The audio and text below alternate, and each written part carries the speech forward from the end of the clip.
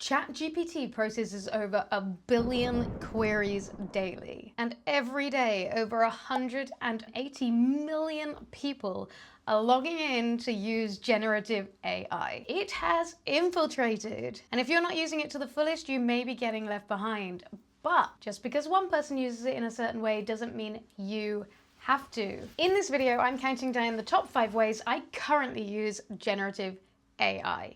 I'd love to know if yours are the same. And a quick reminder, when we talk about generative AI, we are talking about using AI tools to generate something from a prompt. So they might be generating images, text, video, a table, some other form of output that you want it to generate. But of course, in general, AI is already way more prevalent than just those chatbots that we interact with on a regular basis. So even if you aren't interacting with a GenAI app on a daily basis, you are probably still interacting with AI in your daily life. So before I get to my top 5, I just wanted to quickly give a special mention to the tools that use AI that I'm using all the time, and you probably are too. Google Maps, Google Translate, my Alexa, the facial recognition used to unlock my phone, every Google search that we do. AI is all around us.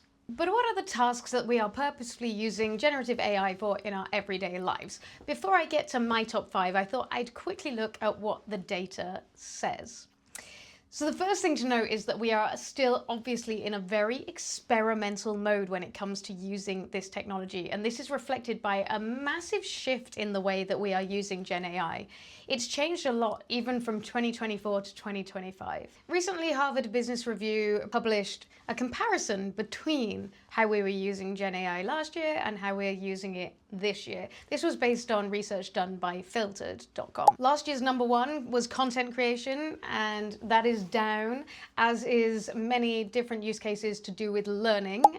They are down in the list. And I wonder if that's because for those of us who've realized that we are creative, that we don't want all of those creative things outsourced for us, because it's sometimes the most satisfying and fulfilling part of our work. Although having said that, I was quite surprised as to what ended up being my number 1 in my list. The truth is, we can also do a better job than AI in lots of different types of creative tasks. It can just be there to be a little helping hand. But it is interesting to look at the tasks that have risen to the top of the list when it comes to looking at what GenAI tools are doing for us, because they're all in the personal development and support category. Number 1 is therapy and companionship. Number 2 is organizing my life. And number 3 is finding purpose. And I have to say, I have used all of these things in the last year. But are they in my top 5? Well, you'll find out in a minute. But this did get me thinking about, we're no longer just using AI for the use cases that are kind of put in front of us and that we know that it can help us with. People are picking it up when they need it the most. And if it can do better than the best available human, then they're going to keep using it for those purposes. We can all sit down and brainstorm the tasks that we do most frequently, perhaps in our work or in our day-to-day life. But it turns out that's not actually what we're using AI the most for. We're still using it for that a lot. We're actually engaging where we have the biggest need. And for many of us, we probably wouldn't have put that top of the list if we were going to be asked previously, what might you use generative AI for? So this is a classic example of product or business 101, whereby you might say you want something for a particular thing, but when it comes down to it, our behavior actually tells us what we're going to use that thing for. So what does this mean for me? What am I using generative AI for? Here are my top 5 uses in reverse order, and I've based this on a mixture of what I find the most useful, what I use the most frequently, and what is most effective for actually getting the job done. Like, what am I actually using as I move through the rest of my life? So at number 5 is skills development, and I think that this is a really good use case, but it's not something I can do particularly often. I like to use ChatGPT to critique what I've done, to give me feedback that is then helpful feedback in terms of developing my skills. I use it for both coaching and video creation. Now, when it comes to coaching, Obviously, it's quite difficult to do this because you need to make sure that you've got the permission of people that you're using to coach, and you don't want it to encroach on one-to-one sessions that you're doing with people. So I tend to use it for things like maybe pitch training, when it's something that's going to be public anyway. And I've really only done it in training settings to ensure that there's no concern when it comes to kind of leaking important business information. And of course, I always get permission before I do this. So I take the transcript of the session and I give ChatGPT the context of the session and what I was trying to achieve, and how long I've been working with this person, what they're trying to achieve. And the persona of the GPT in this particular context is a mentor or trainer who's trying to improve my coaching or mentoring skills. I ask it to rate me based on several factors, and I ask it to give me tips to help me moving forward. The other way I asked it to critique me is when we're talking about content creation. So I will take the transcript of a YouTube video and I tell it to act as a YouTube strategist who is balancing growth tactics with creator authenticity. Then I want it to evaluate the video based on algorithmic performance, but also whether it feels aligned to my unique voice and my ongoing strategy and my career strategy. I make sure I give it my context. Obviously, I don't want to be turned into Mr. Beast. That's not what this is all about. And I also do this after I've already published the video, because it's less about trying to tweak the video or getting the AI to create for me. It's more about evaluating my performance and giving me specific feedback for the future. So how has this actually improved my life or improved my work? Well, it helps to give me patterns.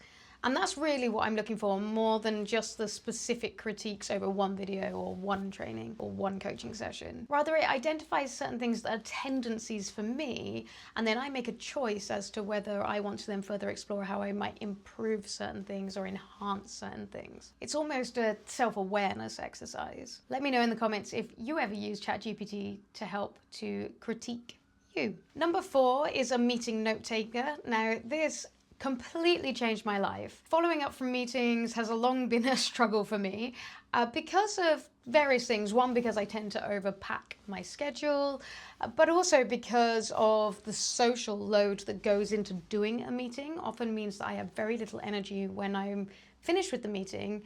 And also I can tend to almost black out. You know how people who perform say that they often black out what they're doing on stage? Well, I feel the same in meetings, and so it's so useful for me to have an AI note taker. Now, there's been times in my career where I've been lucky enough to have a human note taker or a PA, but at this point in my life I don't have that, so having a virtual note taker is incredibly helpful. Now, there are lots of note takers out there on the market, and they frequently include kind of a whole meeting package now. So looking at like setting the agenda for the meeting, sending invites out, and then sending around notes after the meeting in terms of key points plus actions of the meeting. So these can help with very fundamental parts of professional life. Getting pre and post meeting streamlined is actually incredibly helpful in terms of building trusted and close relationships, and it adds to your credibility. So this is incredibly helpful. But there is one problem. We need to be able to trust that meeting note takers will keep meetings confidential. And I think that this is still a challenge. There are both data breaches and insufficient policies. And then I have the additional issue that I work on an iPad Pro most of the time, and a lot of meeting note takers don't work on mobile devices. So definitely need help there too. When it comes to confidentiality and data, I have looked at a lot of different things, and I've talked to other people who are experts in this space as well. They tend to use Granola. That's kind of the one that is at the top. However, I don't find the usability that good with Granola. I have used Fathom a lot, and it does work well. And I always get permission before using it, of course, from the other people who are in the meetings. And for most large organizations, they'll either have built their own meeting note taker, or they'll be using the note takers that are associated with the online workplace tools that they use, such as Office 365 or Google. And they'll be getting meeting transcripts. They might be pairing this with Copilot, for example, in the case of Microsoft. And that helps them keep their data within their organization. I do have access to teams in my roles that are connected with universities, so I could use it there. But I've actually had so many bad experiences with Teams in the past that I don't really like using it. I've been put off. I should probably start getting back to that. But being somebody who mostly works for myself and in consultancy roles, it's been more of a challenge. So this is why this is at number 4 and not further down the list. At number 3, and this is where I'm starting to align a little bit more with that top 10 in the Harvard Business Review research, is that I use it for career coaching, including finding my purpose and refining my career strategy. So I'm perpetually thinking about my career, how to evolve it, probably way too much. So I like to use ChatGPT to help me with different aspects of my career. It is the one place where I actually allow it to create documents for me, for example, my CV based on information that I give it. And this is because, unlike many people for whom their CV is a record of achievements, for me it's more of a list of traumatic experiences that I'd rather not remember. There might be successful outcomes, but I know what went on behind the scenes during those successful periods of time, and I don't like to dwell on that. I do write my own cover letters, as I see that as a way of sort of manifesting what I want a future job to be. It actually helps me with trying to define my purpose and feel passionate about the jobs that I'm going for. But it's not just the practical things. I often use ChatGPT to noodle on the things that I'm already ruminating about with regard to like how to build a career that's really aligned to me, my needs, my desires, my skills, my expertise. So I've collaborated on the creation of a portfolio career strategy. I've asked it to help me find my ikigai. I'm very good at telling it what skills I have and what I enjoy doing. I am less good at saying what the rest of the world needs and whether they will pay for it.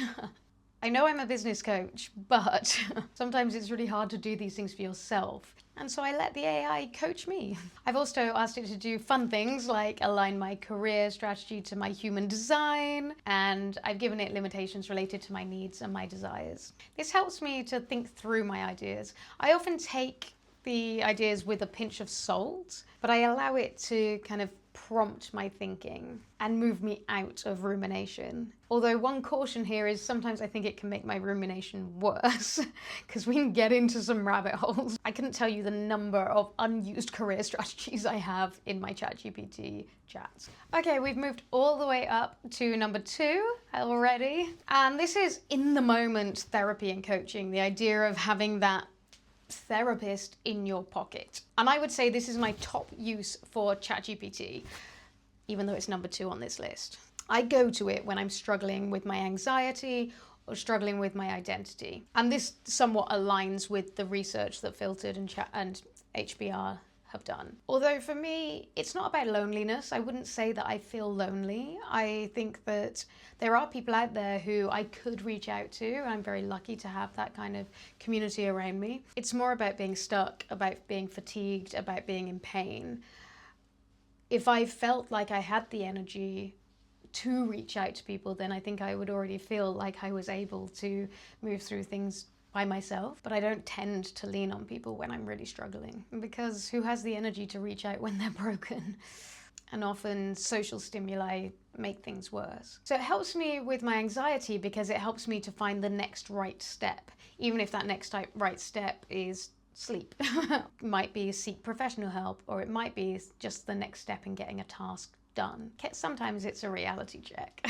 It helps with my identity because it acts as a mirror back to me. Now, I know there are definitely use cases where ChatGPT has been kind of dangerous in this context, so you've always got to be really careful of what it's feeding to you. And this mirroring aspect has been seen as a flaw of generative AI, but I like to use this flaw to my advantage. I've spent most of my life mirroring, subconsciously acting like a chameleon, adapting to whatever somebody else is giving to me in a moment, particularly in my professional life. So if you do this for long enough, it's really, really easy to lose sight of who you are. So I like to have chats with GenAI to get that reflection back of who am I?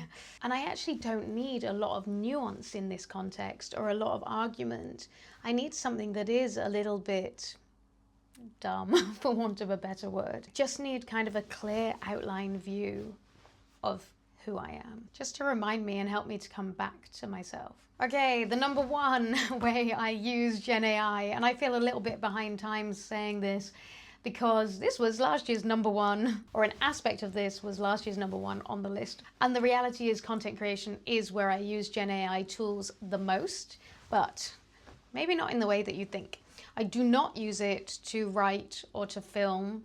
I don't really use it to create much content. I don't use it to generate ideas, because what would be the point in creating content if it was doing all of those things for me? For me, one of the reasons creating content is something I like to do is because I get to work through those processes, and there's something cathartic about it, and there's something meaningful about having those ideas and working through an idea for yourself. But the reality is there's a lot of aspects of content creation that are the most time-consuming things that I do. So productivity hacks using GenAI are very helpful here. I use it to do the draft edit. So just cutting out silences, cutting out cuts because I record in sections and that type of thing. I use it for chapters, timestamps, and headings. Although it's very poor at doing this, but it will get there eventually if you upload an SRT file from a transcript. One place I do use it for ideas is when it comes to headings, thumbnails, and YouTube descriptions. And I usually co-create all of these.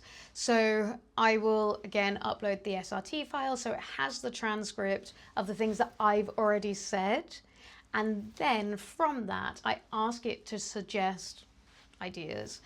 There's a couple of reasons I do this. One, because sometimes I think that I've always said I'm not very good at naming things. And I think it's because sometimes I get so in my own little bubble that I forget what might be appealing to other people. So it can help with that. But also, once I've done a video, it takes a lot of energy and my mind might not be firing on all cylinders. So having a little bit of help with coming up with ideas can be helpful there. And then I will usually morph something that has come from my original title, which I'll have done before I created the video, and the ideas that are coming out from what ChatGPT is getting from the transcript. From that, I also get it to do like a YouTube-friendly, SEO-friendly description for the video, which again, I don't think it's brilliant at, but it's about kind of pulling out all of those key points very quickly. So it helps me to move quickly, and then I will just adapt what's written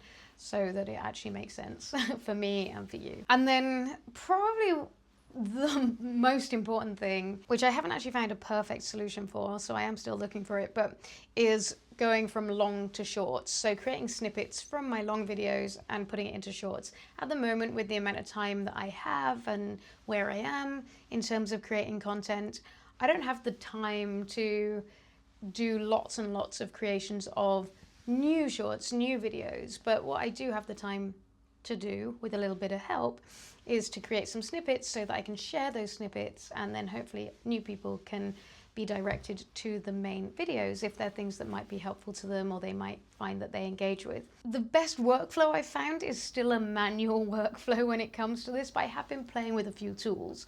CapCut does long to shorts, but I find that the shorts it produces are really blurry, even if they're still at 2K and even if that original video was at a higher resolution. So I don't really know what's going on, but I don't love to use that. I've also tried using Descript, but I just found it created really bad snippets and I don't like the editor tool, so that's not much good. Opus Clip is probably the one I've found now that creates the best clips, but I still haven't used it an awful lot. I've used it a little bit for creating snippets. In this case, I still end up having to do a fair amount of manual editing, so again, maybe the manual editing workflow is still the best one for now. Adding captions, I'm always using generative AI for that. The best tool I have found for that is the Captions app. That's my favorite. And from the Captions app, I also generate transcripts for the shorts. I use the transcripts and I put that back into ChatGPT to give me captions for the different shorts platforms. And again, I do that because the caption is normally something that's used to kind of drive discoverability. And because I've created the video all in my own words in the first place, I find that ChatGPT is pretty good at just condensing that down into something that's a short caption.